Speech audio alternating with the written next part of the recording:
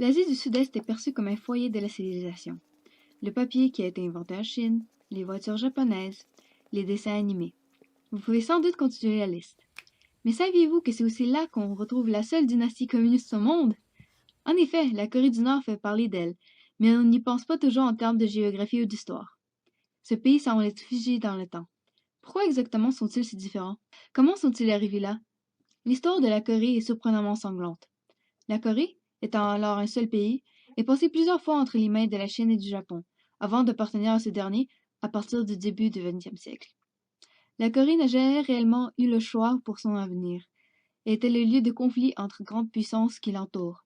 Il y a même un proverbe coréen qui décrit cette situation. Quand les baleines se battent, les crevettes ont le dos rompu. Le Japon prit donc contrôle de la péninsule en 1910 et entreprit, comme beaucoup de pays colonisateurs, d'y installer sa culture et sa langue. Pendant la Deuxième Guerre mondiale, les Coréens étaient envoyés comme esclaves sexuels pour les soldats japonais. De plus, plusieurs Coréens ont servi de cobayes aux médecins et leur expérience inhumaine au Japon. Tout cela persiste dans la conscience collective et empoisonne la relation qu'a maintenant la Corée du Nord avec le Japon, celle du Sud étant beaucoup plus diplomate. Par contre, la fin de la Deuxième Guerre mondiale fut aussi un moment de grands changements. Le Japon vaincu, les États-Unis et l'URSS pénètrent dans la péninsule mettant fin au règne japonais. Ils divisent le pays en deux, le long du 38e parallèle, en planifiant de réunifier le pays plus tard. Malheureusement, si l'ONU voulait mettre en place des élections, l'URSS, en charge de la partie nord du pays, les voyait comme un essai d'américaniser ce territoire. Ils s'opposent donc à ce projet et mettent en place un régime communiste dans le nord. C'est le début de la seule dynastie communiste dans le monde, la dynastie Kim. Les trois dirigeants qui se sont succédés sont Kim Il-sung, Kim Jong-il et Kim Jong-un. Il n'est pas clair qui est responsable du début de la guerre de la Corée. Le Sud blâme le Nord et vice-versa. Les deux côtés voulaient la réunification, mais les deux idéaux rendaient une union impossible. Chaque bord du 38e parallèle voulait imposer son système à l'autre. La guerre éclate. De 1950 à 1953, la frontière change beaucoup, mais finit par se stabiliser presque exactement où elle avait commencé. La guerre avait servi à rien. Géographie. La péninsule coréenne est située entre la Chine et le Japon, d'où les nombreuses invasions qu'elle a subies pendant des siècles. Partagée par le 38e parallèle à l'origine, la frontière se trouve aujourd'hui penchée. En voici une carte. Les deux capitales sont Pyongyang et Séoul. La politique. La Corée du Nord pourrait tout aussi bien être une monarchie absolue. Les trois grands leaders, Kim grand-père, Kim père et fils, se nomment Kim Il-sung, Kim Jong-il et finalement le fameux Kim Jong-un. Pendant la guerre froide entre 1973 et 1983, la Corée du Nord avait enlevé à plusieurs reprises des citoyens japonais et sud-coréens. Ces prisonniers politiques servaient ensuite d'appât pour soustraire des faveurs aux pays impliqués. Ces relations internationales étaient donc plutôt houleuses, vacillant entre espoir d'une union paisible et guerre nucléaire.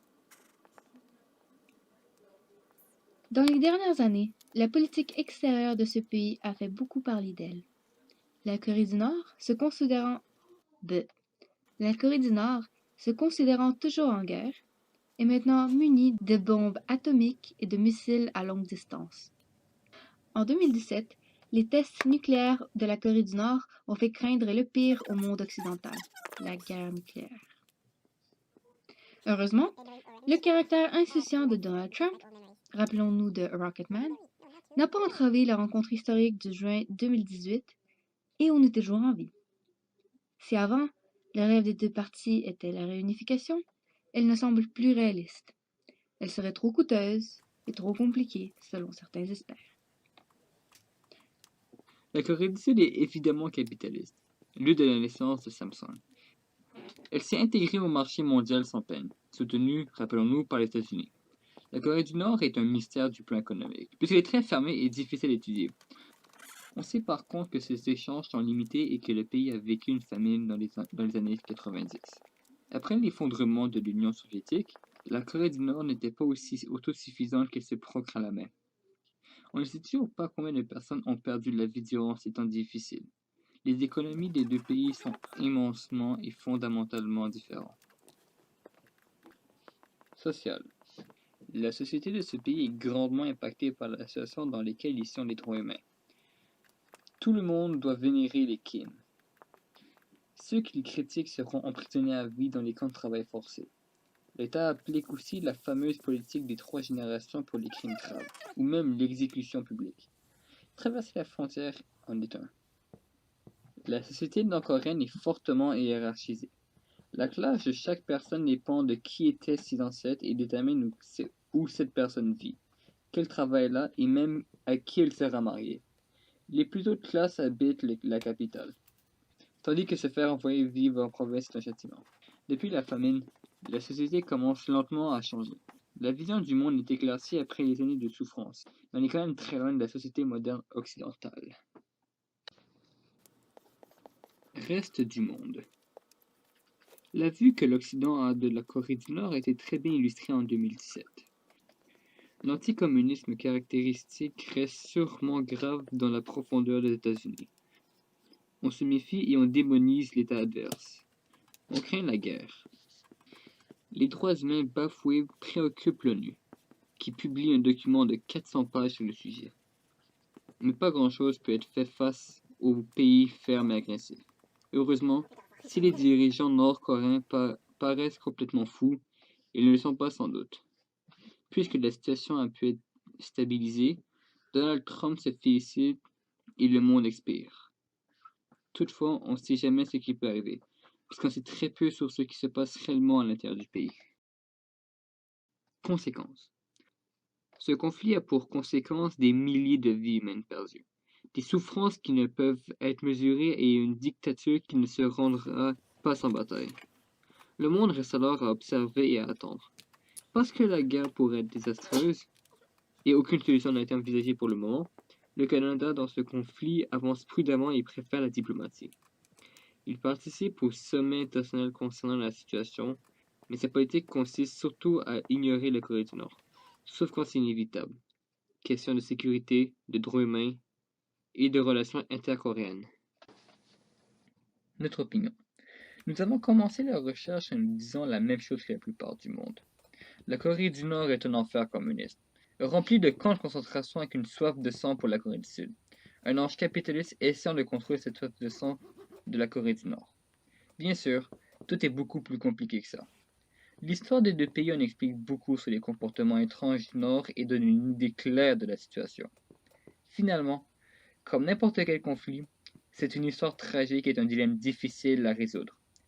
Devrions-nous intervenir ou serait-ce perçu comme une autre invasion d'un pays qui n'a rien à foutre là-dedans? Provoquerons-nous seulement une deuxième guerre sanglante qui n'aboutira à rien? Amélioration de la situation. Dans les années 1995 à 1998, la Corée du Nord se fait inonder de nouveaux produits étrangers importés de la Chine. Dans les années 2000, ce sont les DVD étrangers qui commencent à circuler dans les rues. Les habits chinois eux aussi commencent à se produire dans la Corée du Nord. En 2012, à l'arrivée de Kim Jong-un, il donne un coup de jeunesse dans le but du bien-être du peuple et le développement de la société. En 2016, la Corée du Nord n'est plus coupée au reste du monde. Les frontières chinoises au nord est quotidiennement traversées par des commerçants. Les Nord-Coréens ont désormais le droit de travailler avec les Sud-Coréens. Les Nord-Coréens peuvent désormais voyager pour des raisons professionnelles, pour les études ou même pour se faire soigner. Tout de même, ces voyages ne sont que pour une durée limitée et non permanente. Analyse. Maintenant que nous avons une idée plus claire de la situation, nous pouvons répondre à des questions plus précises. Pourquoi le Nord communiste est-il si agressif? Tout simplement parce qu'il a peur que le passé se répète et qu'il soit de nouveau envahi par des puissances étrangères. Revenons au statut de marionnette qu'ils ont assumé depuis des siècles. Pourquoi ne veut-il plus nécessairement se réunifier? Parce que les 70 années de séparation ont poussé les deux pays à se développer dans deux sens différents. Leur langue a changé au fil du temps. La société a passé par des événements marquants complètement différents. Et la jeunesse ne se perçoit plus comme un peuple uni, mais plutôt comme des cousins qui n'entrent plus en contact. Pourquoi ne veulent-ils pas devenir capitalistes? Ils le voulaient. Ils le voulaient, puisque Kim Il-sung a déjà visité les nouvelles infrastructures chinoises à l'époque et se montrait admiratif. Par contre, les Kim veulent conserver leur pouvoir et comprennent qu'un changement de cette sorte pourrait provoquer leur défaite. En effet, si la Corée du Nord est aussi plus moderne, c'est certainement dû au fait que le tyran intelligent ne veut pas perdre sa place au soleil. Est-il possible de s'échapper? Comme on le sait, oui. Certaines personnes arrivent à traverser la frontière et être reconnues comme des réfugiés en Corée du Sud. Malheureusement, ils ne sont pas toujours acceptés dans la société. Ils sont vus comme des gens d'une autre époque, une version de la Corée que personne ne peut voir. Ceux qui réussissent sont souvent les gens qui étaient en haut placés et qui ont eu de l'information pour les autorités. Ce qui fait que la structure hiérarchisée traverse la frontière avec eux. Et pour les camps de travail, une libération est possible mais rare. Cela arrive souvent comme une démonstration de la bonne volonté du régime. Pourquoi la colonisation japonaise a-t-elle été aussi traumatisante? Quand les Japonais sont venus coloniser la Corée, ils ont changé tout le système coréen. Le shintoïsme était obligatoire, la capitale de Séoul avait été renommée le Kenjo, tout le monde devait maintenant porter un nom japonais, et l'éducation se faisait maintenant en japonais. Et ensuite, ils ont assassiné la reine Min, la reine coréenne. Elle fut violée, poignardée et ensuite brûlée vive.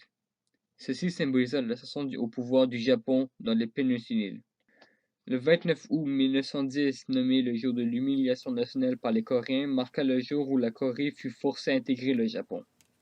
Les Japonais avaient aussi des plans pour la royauté coréenne.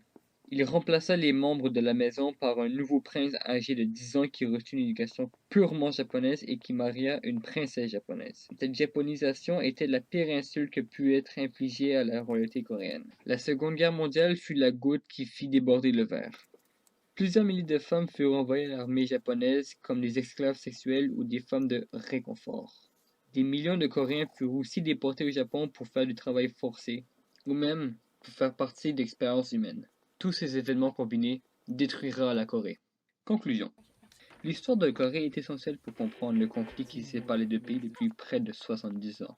Le passé traumatique, les relations difficiles avec le pays adjacent, le rôle de l'URSS, la soif de pouvoir de trois leaders,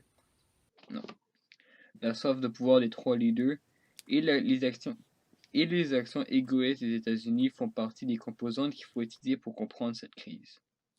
Tenant compte de tout ce qu'on a vu aujourd'hui, l'avenir reste toujours incertain, et une réunification est sous de grands doutes. Kim Jong-un ne se rendra pas bientôt, et tant qu'il persiste, une résolution prochaine est presque impossible. Finalement, selon nous, la meilleure chose à faire serait d'encourager le dialogue pacifique et pousser tranquillement la Corée du Nord vers l'ouverture et ensuite voir si la réunification est possible et surtout si elle est encore désirée. Il serait imprudent d'essayer de bousculer vers un changement rapide. Si les droits de l'homme doivent être protégés, ce n'est pas en déclenchant une guerre que ça se fait. Merci de nous avoir Merci de nous avoir écoutés et passé un merveilleux.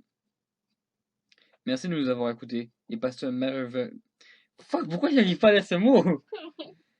Merci de nous avoir écoutés et passé un merveilleux fin de semaine, Monsieur Pelletier. Yeah. Pas Monsieur Arson.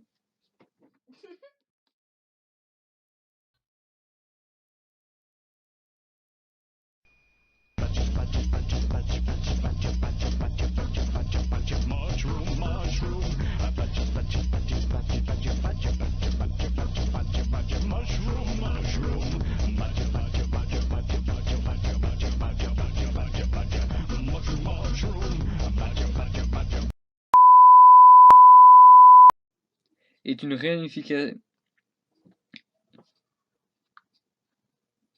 Et une réunification est sous de. Et une réunification. Et une Fuck. Et une Réunification. Ouais. Et une réunification.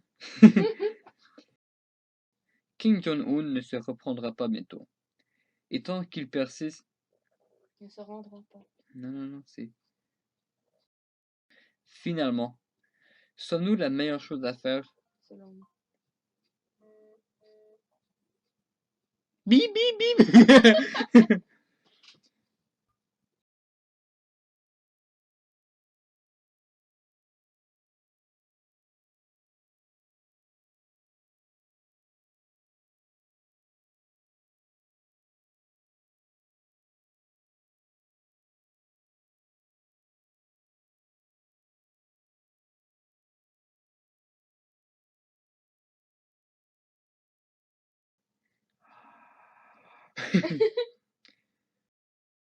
Si les droits de l'homme devraient être protégés, non.